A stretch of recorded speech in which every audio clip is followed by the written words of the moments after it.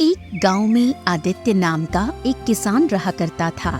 आदित्य बहुत ही सीधा साधा और नेक इंसान था, जो हमेशा लोगों की भलाई में विश्वास करता था। एक दिन आदित्य अपने खेत से अपने घर वापस लौटा ही था कि तभी उसकी पत्नी रुक्मणी उससे बोली, मैं आपकी ही काफी देर से प्रतीक्षा कर रही थी। क्या हुआ रुक्मणी? आज सुबह से राधा ना तो कुछ खा रही है न पी रही है, बस गुमसुम लेटी हुई है। चिंता मत करो, मैं देखता हूँ। इतना बोलकर आदित्य उस चारपाई के नजदीक पहुंच गया, जहां उसकी 10 वर्षीय पुत्री राधा आंख बंद करके लेटी हुई थी। आदित्य को अपने पास देखकर 10 वर्षीय राधा ने अपनी आंखें खोल ली। क्या हुआ राधा? तुम्हारी माँ बता रही हैं कि तुमने सुबह से कुछ खाया पिया नहीं। अगर तुम ऐसे ही भूखी रहोगी तो तुम और ज्यादा कमजोर हो जाओगी। पिताजी, मुझे भूख नहीं लग रही और मेरे शरीर में पूरी तरह से दर्द हो रहा है।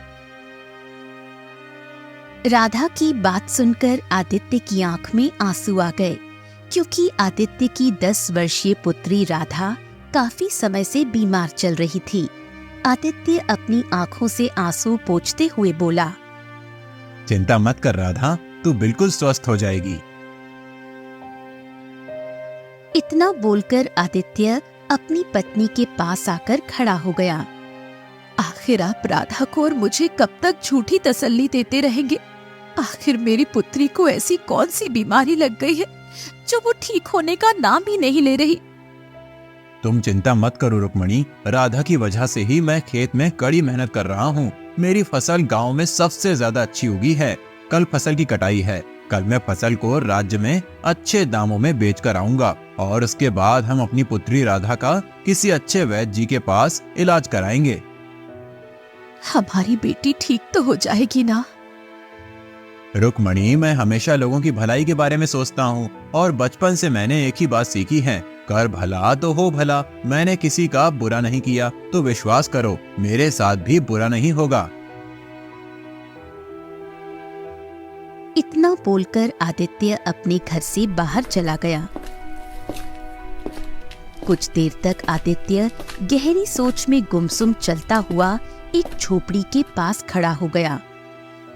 उस झोपड़ी के बाहर एक बूढ़ा व्यक्ति बैठा हुआ था, जो कि आदित्य के गांव का एक बहुत बड़ा वैद्य था। वैद्य आदित्य की ओर देखकर बोला, क्या हुआ आदित्य? तुम्हारे चेहरे पर चिंता की लकीरें क्यों झलक रही हैं? आज मेरी पुत्री राधा ने सुबह से कुछ नहीं खाया और आज मेरी पत्नी भी मुझसे पूछ रही थी कि आखिर राधा को ऐसी कौन सी बीमारी लग गई है जो वो ठीक होने का नाम ही नहीं ले रही।